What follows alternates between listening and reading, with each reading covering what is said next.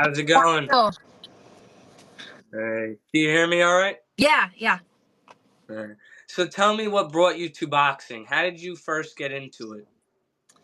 Actually, my little brother fell in love with the Rocky movies, so he got me into the sport. I was really reluctant. I said that boxing was too manly of a sport, which is really funny to think about where my life is now. But I did conventional sports, basketball, softball, soccer, like, just the normal team school sports. And I ended up choosing to start boxing as a way to condition for those other sports. And then the first time that I sparred, because I wanted to see if I was any good at it, I was sparring a guy, and we are just using one hand, just to see how I reacted to getting hit, and how I would do in with that. And I didn't like getting hit, but I was like, I can take it. And then the first time I hit him, his head snapped back and his eyes got big. He goes, "Oh shoot!" like audibly, and ever since then I was hooked. So that's kind of my origin story. And tell me, what does it mean to you to be signed by Carissa Shields? And if I'm not mistaken, you're the first athlete signed by her. Yep, yep. First athlete, period, male, female. It really is such a sweet full circle moment for me. Being her teammate in the amateurs a couple times. Yeah, the And 2016 Olympic trials. Yeah. well, so we were teammates for the 2013 Youth World Championships, and then we were teammates again in 2015 leading up to the trials. Um, and so that was really cool to be her teammate and get to know her. And we formed a really special bond. Specifically in 2015, I had just accepted Christ right before we were on Team USA together, and I got to lead her to Christ. And so actually a really sweet moment this past fight in July when I fought on her card, and when she was fighting Lonnie Daniels. I At the press conference, she actually shared a bit of that story and kind of like her return to faith, as she put it. And so that was really cool to be a part of that and to see Jesus change her heart in that way. So to answer your question, it's just really cool to have our stories like re-intertwined together in the pros. And not even just to be able to do life together again in the sport of boxing, because we stayed friends. But then to have her kind of take me under her wing as a mentor, she is where I want to be. Like, is a multiple time world champion currently. So she's been and is at the place where I am shooting for and where I'm striving to get to. And so she knows the way. And so to get to follow in her footsteps, but then also like get to learn from her and her speak into me specifically, because it's one thing to have someone that you look up to and see how their journey has been, and try to imitate that. But I'm getting to do that, and then also getting to hear like directly from her. This is what I would recommend doing. This is what worked for me. This is what I see in your fight style that I could add to, or just different advice, both in and out of the ring, has been really cool. So it really is a dream come true to be signed to her and get to fight, not just to be signed to her, but also get to fight on her cards. And tell me, right now you're 12-0 and you hold the WBA interim belt. So who do Yeah. you want to fight next? Who's next on your list? Anybody and everybody. I know that's a cliche answer, but honestly, I don't have anybody that I am gunning for, because it's the belts. So, I'm looking for the full WBA world title. I'm looking for the WBC, WBO, IBF, ring. All of them. I want to be undisputed. And so whoever is standing in my way, that's who I want to fight. And so it's not, I mean, obviously Katie is the one that currently holds the belts, and then the WBC is open.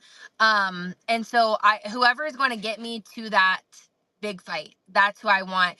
And it's been really cool to now have a team. I work with Mark Taffet, he's my manager, and obviously Clarissa, and then Dimitri Salita with Salita Promotions.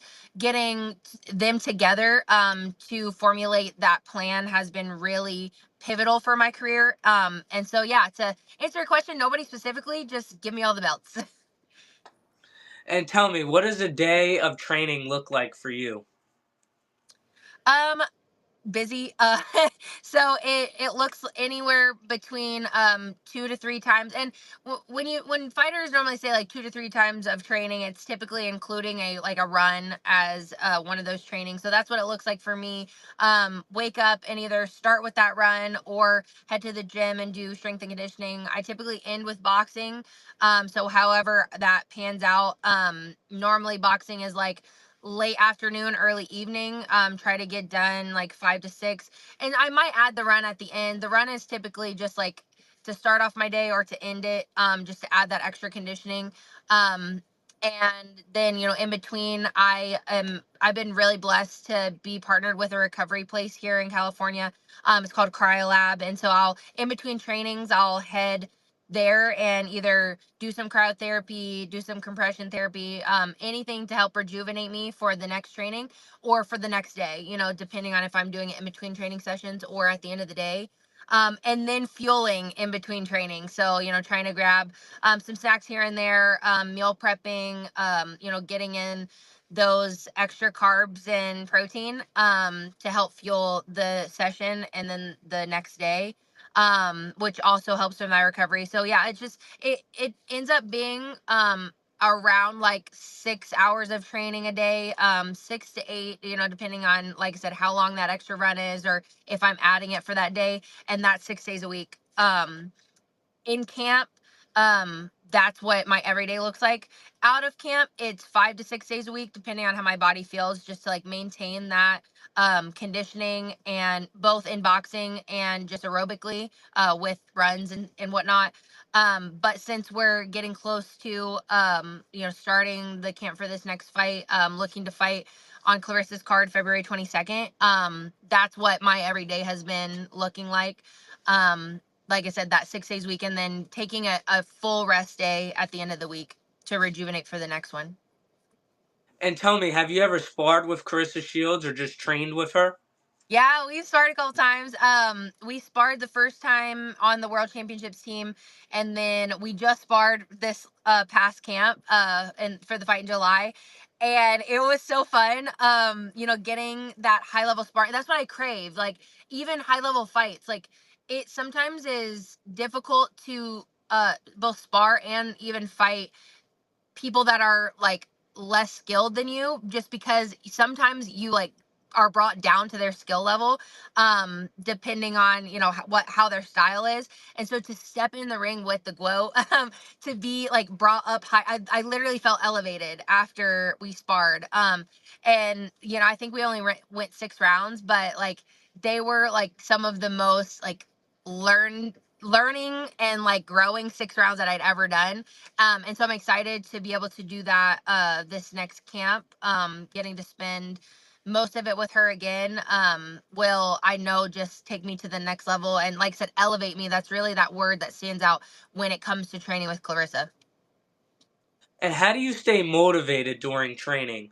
What inspires you? What's that motivation? Really, I say this a lot in interviews and just when I'm talking to people in general about this concept. And I tell them to always go back to your why. And if you don't know the why behind what you're doing, then I encourage you to really think about it. And for me, it's to glorify God. I feel called. And when I say that, I don't just say it nonchalantly, like, oh, I feel like I was created to box because I'm good at it. No, I feel like there is a higher calling on my life to do this, because this lifestyle is not for the weak or lighthearted. Like it is very difficult. There's a lot of sacrifices that you make in the sport of boxing. I always say that boxing takes more than it gives. And so to have that why, feeling that purposeful higher calling on my life to do this, to get a platform to tell others about how God has changed my life, and the transformation that Jesus has done in my heart. That's what I go back to. When I don't want to get there every day, you don't want to get up and run for hours and you train for hours most of the time. I mean, I love boxing, don't get me wrong. I mean, this sport has changed my life, but it's just something that I genuinely have a passion for. But aside from that, like you every day, this constant like taking your body through the turmoil that you have to in order to get prepared for a fight, and also just to step in the ring to punch people in the face and get hit in the face. Like, it just doesn't make sense. Even though I love it, like I said, don't get me wrong, I love it. It's just that it's hard sometimes to, like you said, motivate yourself. So I don't even rely on like that self motivation. It has to come from something else. And even if it's not from faith like mine is, because I feel like that, like, Jesus is my anchor. And so I encourage people to pull from a place of faith and from Jesus, who is that cornerstone, the anchor that you can truly rely on, your firm foundation. However, if it's not that, like, pulling from a why that is apart from just your own strength, like, it's got to be something different, because there are going to be several days that you don't feel like doing it. Like, their motivation can sometimes wane with feeling. And so if you just rely, like I said, back on that, why are you doing it? Are you doing it, to be a better person, a better brother, sister, mom, dad, uh, daughter, son, whatever it is? I think that that is really what can help you push past a lot of those walls that you'll hit, even in your regular life, like apart from the sport, just in everyday life. Everybody is going to be either stepping into a gap, coming out of a gap, going into a gap in life where you're going to be dealing with adversity. And so to have that to, pull back from and like draw your energy out of, I think that's really, really smart, and what has helped me to push through. I've been doing this for 17 years. And so that there's been several times where I have been questioning, like, why am I doing this? Like, what is the purpose in this? And I always go back to that, and it literally like gives me life. It's wild. And tell me about your mindset, because it sounds like you got a good one. Yeah. Yeah, I think I mean, a lot of these questions that you're asking are going to go back to the same answer, and it really is just Jesus. Like, eh, he has really renewed my mind and my spirit, and he does that daily. And you know it it talks about that concept in scripture of, submitting to him and allowing him to renew your mind. And I think that that has been so a game changing for me. And I'm kind of like pausing in that answer, because my story, that 17 years, I didn't know Jesus the whole time. And so these answers would have been a lot different if you would have asked me in the beginning of my boxing career. Pro career, it I've known him the whole time. And so that's been really sweet to be able to be called into the pro ranks by him, and to be able to do this journey with him and feel led by him. But when I first started boxing, that wasn't the case. Like, when I was on Team USA with Clarissa the first time, wasn't the case. When I went, for the multiple national championships that I've won, that wasn't the case. And so when I had gotten to like a high level in the amateur ranks, these answers were not the same. I was pulling from just that, like, sheer drive and determination that I have inside me, that I believe has been placed on purpose inside of me. And so, like, my mindset just, it goes back to just wanting to do things um excellently, and striving for that. And so I think that, to answer your question more practically, like, I have a mindset to just be excellent in all things. And I think that that excellence is different than perfection, because I believe that excellence is realistic, and it allows for that knowledge of knowing that you might not always reach that perfection, but you're going to continue to strive to get as close as possible. And so I think practically that's where my mindset comes from, is wanting to be excellent in all things. But now it's even a deeper layer than that, and it's being excellent because I serve an excellent God, and I want to do all things to glorify him, if that makes sense. And tell me, where do you see yourself in the next years of boxing? Like, say, 2 years from now, where would you see yourself in boxing? I see myself. I'm already going to be undisputed at 140, and from there, we're either going to go down to 135 clean house, go up to 147 clean house. So it just kind of depends. But 2 years, 100% undisputed. I will have probably had a few defenses of that at 140, and then now at that point in 2 years, we're trying to make the decisions of, are we going to go up and down, seeing where the belts are in the other weight classes. And what kind of fighter do you want to be remembered as? That is a good question. Wow. Yeah, I want to be known as a fighter that unites. And I've never been asked this question. Wow, this is like a new thing. And but yeah, unity really stands out to me when you ask that question. Um, because in the world, I think there's a lot of division now, and so that applies to boxing. I think that I've been asked, what do I think is a good answer to what can elevate women's boxing. And anyway, there's been like other questions being asked about like female boxing and just boxing in general. And so I really like this question because I think that it is the answer to a lot of those other questions. And so I want to be remembered as that fighter that unites, not just even in women's boxing, but women's and men, just boxing in general, like uniting us all together. But then also like a fighter that doesn't always have to like have that fighting from anger. It's more like I'm fighting from like I said, that place of just excellence and wanting to like bring people together to like promote the sport in general. And yeah, just bring like the beauty out of boxing, because I think a lot of people see the like ugly and like brutality, but boxing is a beautiful sport. It's the sweet science. And so I think that bringing that, like uniting us all together, would help to promote that. So yeah, anyway, that's a really good question. I really like that one. Thank you. And tell me about your nickname, the Heat. I love this question. So I got my nickname because my maiden name. So I'm Samantha Worthington now, or Sammy Worthington, and I was Samantha Kinchin before, so Kinchen. And I got my nickname because if you can't take the heat, stay out of the kitchen. And so it doesn't really work with Worthington. However, we kept the nickname because I bring the heat in the ring. So. And tell me about your career so far. Like, tell me about some of the fights you think were your best and your worst. So I think that I've been really happy with the way that my career has gone thus far. Obviously, 12-0, 7 knockouts. But I there were definitely some fights that stood out. And I mean, you could like pick apart like best worst fights and then, look into, okay, why was that the case? Like, how did the camps go? There was a camp that a month into the fight, my coach that I was working with at the time completely ghosted me. So like you could really pick that fight apart and, say, okay, why was that one the case? Like my coach ended up leaving me, and then there's a lot of circumstances outside the ring that played into that one.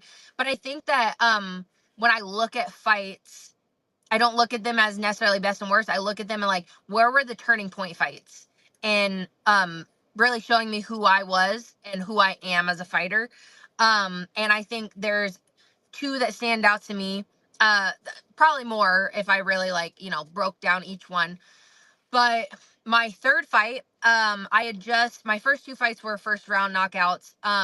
And so, really quick. But my third fight, I fought a girl named Seta Vatuve. She's from the Bay here in California, and we're actually really close friends now, which is really cool. But that fight was the first time that I had actually like been hit as a pro.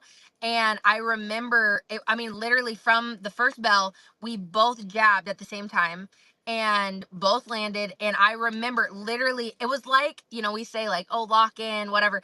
But that was the moment that I felt like I locked in as a pro. I was like, okay, like here it goes. This is actually the start of my journey as a pro. And like, am I going to be who I believe in my spirit to be? And that fight showed me that I am. It showed me that I can really bite down. It was a great fight. Like it was 4 rounds of nonstop punching. It was a bloody fight, and my fight walkout song for that fight was Raining Blood by Slayer. And so it was like really like indicative of how the fight went. But I think that that was a turning point fight. And it also showed, like I mentioned, that unity that I want to bring. right after that fight, like I just beat her and then we become really good friends. Like that, it to me was the beauty of boxing, bringing people together, not tearing people apart. And then the next fight would have been my last fight, the WBA inter world title that I won.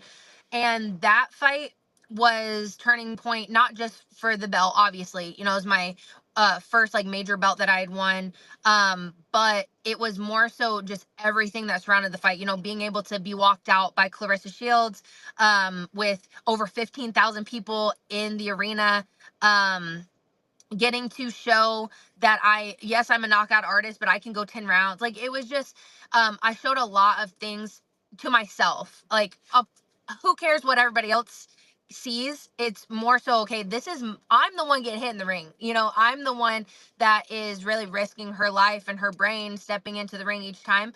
So I want to know what, I learned for myself so then I can become better and then, you know, keep striving for that ultimate goal that I have.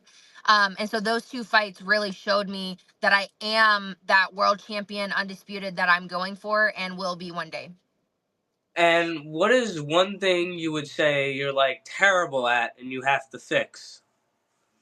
Oh Lord. I think that there's a lot of times where I get like really excited in the ring and I tend to rush my shots. And I think that like goes back, I just go back to that like amateurish style where it's like, okay, like I'm just trying to like punches and bunches, and then I like get almost like too quick and like fast for my own good. Like I kind of like out punch myself, and I not actually like, not conditioning wise, but just like I almost like get kind of like when you're like running and like you start to like run too fast for your legs and you trip up. That's kind of sometimes how I feel when I'm in the ring and I'm like trying to get combinations off, and I'm just like I'm not actually like taking my time and being patient. I think that's really what I mean, like not being patient.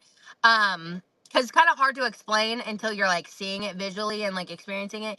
But I think that rushing is detrimental to the power that I do have, because I'm not able to sit on my punches like I need to. And it's been really sweet to actually be able to connect with Coach John David Jackson, who is Clarissa's coach as well. He's been my coach for the past couple fights, and he's helping me to really rein that in and be more patient while still keeping that same speed that I do have, but not like rushing those combinations, and really being able to have good quality combinations with quantity. And in the amateurs, you kind of rush because the rounds are only two Exactly. minutes Yeah. and 1 minute rest, and some are only 3 minute, 1 minute rest. So Yeah, you and tend to rush. exactly. And for me, because they changed it now with the elites, it's the men. The men might actually be 5 3-minute rounds, because I think I just saw that recently. But the women I know are 3 3 minutes with the 1 minute rest. But again, it's 3 3 minute. I have 10, and they're 2 minute rounds, but I have 10 of them. And so you are able to pace differently. Like, yes, in those 2 minutes, like you don't have that extra minute in the round per se. But when I was fighting amateur, it was 4 2-minute rounds. So you're like trying to get off a ton of punches all at once. And they score a little differently in the amateurs. And so anyway, there's just like, it's different. The pro style, how they score, the, you know, the way that you can get knockouts because you don't have headgear, the gloves are smaller. There's a lot of differences, and so you have to adapt to that style. And you could say, okay, well, you've had 12 fights, you probably should have adapted already. Number one, if I ever get to the point in boxing where I feel like I'm not growing, I'm gonna quit, because there's no point. Like, I love boxing because I don't think that I'll ever have made it. Number two, if you look at the amount of fights that I've had and then the amount of rounds that I've gone, they don't add up. So because I have knocked people out in the first 3 rounds for a lot of my fights, for 7 of them, I haven't had those later round adjustments to be made. And so that's where I think that I'm learning, and I'm loving being in the place that I am, because I feel like the ceiling is so high that I'm not even close to that, you know? Now, when you were an amateur fighter fighting in the amateurs, right? And now you see amateur boxing today. Is there like a big change, would you say? You know, the main change that I see is that the 8 counts are so fast. Yes. When Very. when I was an amateur, listen, there were several fights. I had to cauterize my nose twice. And so I used to bleed pretty easily. Like I could like hit my nose and like, anyway, blood would come out. It's wild. Um, but there have been several fights where both my opponent or I had like completely like busted noses, and broken. That when I say busted, I don't mean broken. I just mean blood. You know, like boxing is a bloody sport, or can be. And we would go the whole fight. Like the ref would just like allow the doctor to clean you up in between rounds. We would keep fighting. I've seen multiple times in the past year where there's just been like maybe one good punch landed, immediate 8 count. And I'm just like, that is crazy, because it's not going to prepare you for the pros at all. Like the pros, we be going at it. Like, you know what I mean? And so I think that there will be a bigger disparity between the amateurs and the pros because of that. And I'm sure that there's even more differences just with like structure of tournaments and stuff like that we could break down. But I think that's been the biggest thing that I've seen when I'm watching amateur fights now. And it's really like baffling to me. And it's grown men too. Like, say the grown men are in there and they land a good shot, then they'll just step right in, give an 8 count. Or sometimes I'll see them stop it, and I'm like, but he's not hurt. He's good to go Right. for, yeah. Yes, yes, right, exactly. And so I can just when I see that and I think about it, I hope and pray that they're like the fighters that experience that don't like take that too harshly, because like when you look at someone's record and you see they have a knockout, you're like, dang, they've been knocked out. Like, because to me, it means like they've been, like you said, hurt, or like really beaten up. And when you see the amateurs now, you're like, oh wait, that, like you said, that guy wasn't hurt or that girl wasn't hurt. So why'd they stop it? So I don't really know necessarily like the purpose behind it. Maybe it's more like they're trying to protect the fighters from like concussions and stuff.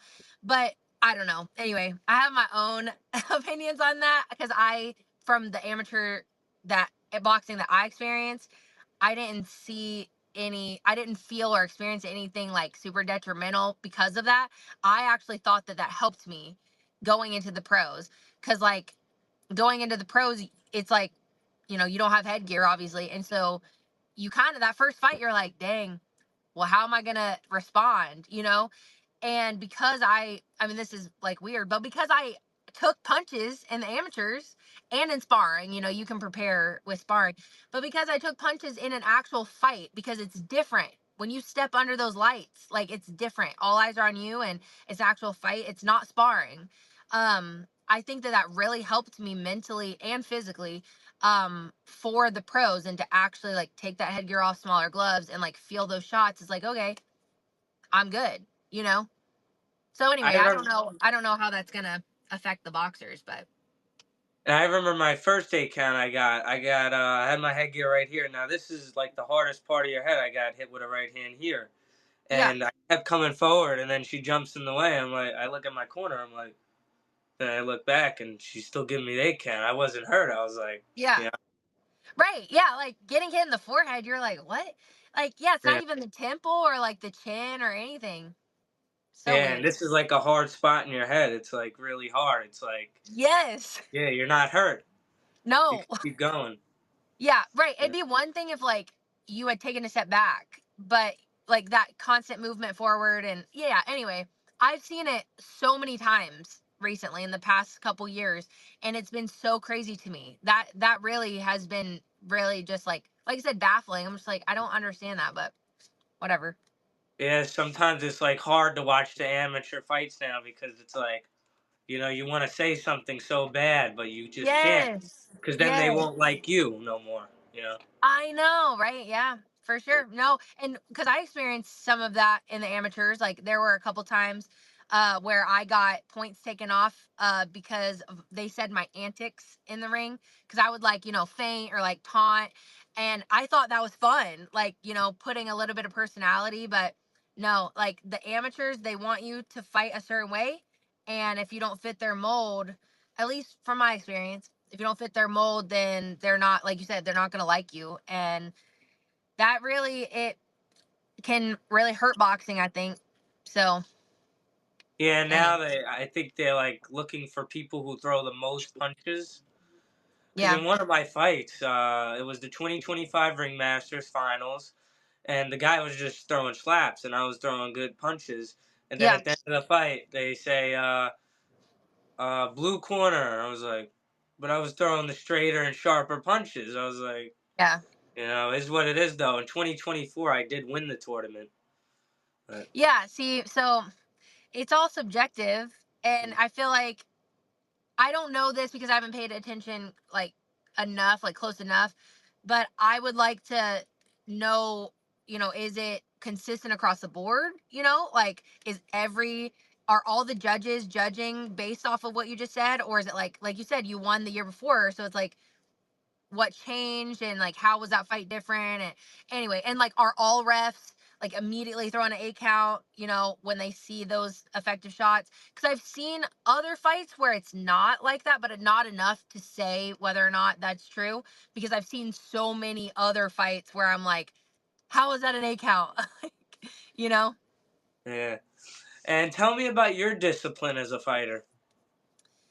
um i I that goes back to that motivation question, because I think that that also is a part of that. Like the discipline to me is more anchoring than motivation, because motivation, like I said, can wane with emotion sometimes and feeling, but discipline is more of that anchoring, like I was saying, the why. So going back to that, I feel like discipline is where I pull from the why, because it's like, okay, I'm doing this for this. Now I can be disciplined. I don't want to do it, which is the motivation. um but I'm going to, because it's going to get me, to where I want to go, and this is why I'm doing it, X, Y, and Z. So I think that it also helps having the right people around you, because when I think about this question, specifically discipline, because discipline and motivation can kind of seem like one and the same, but they're different in different ways. But discipline, I have a lot of people around me that help me in that, specifically my husband. So him, saying, hey, get up, we got to do this.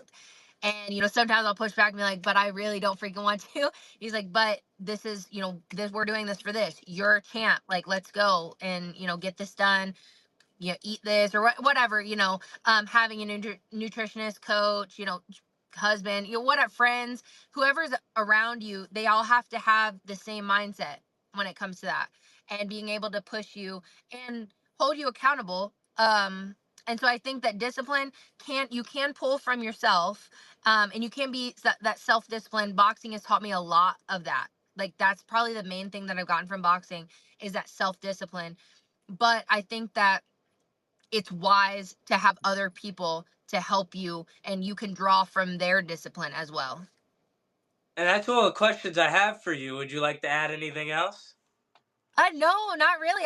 I've really enjoyed all the questions. Like really, they were really thought out, and allowed me to say everything I wanted to, and to be like super authentic.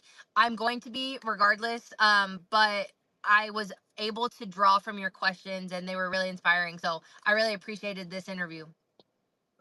All right, well, I'll see you. Thanks for All coming right. on. Yeah, thank you. Bye. Bye.